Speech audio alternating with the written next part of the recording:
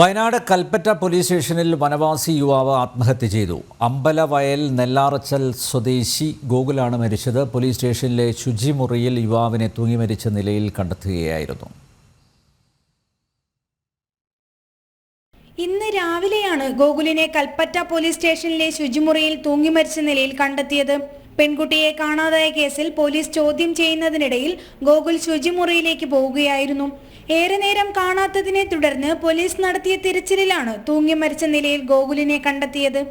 ആ സമയത്ത് ഈ മരണപ്പെട്ട ഡിസീസ് ആള് ബാത്റൂമിൽ പോകാൻ ആവശ്യപ്പെട്ടതുകൊണ്ട് ആ സമയത്ത് ബാത്റൂമിൽ പോയി കുറച്ച് കഴിഞ്ഞിട്ട് 10 മിനിറ്റ് കഴിഞ്ഞിട്ട് നമുക്ക് കുറച്ച് സംശയം തോന്നിയതുകൊണ്ട് അതിൽ ബ്രേക്ക് ഓപ്പൺ ചെയ്യുമ്പോൾ അവന് ഒരു ഷർട്ട് ഇട്ടിട്ട്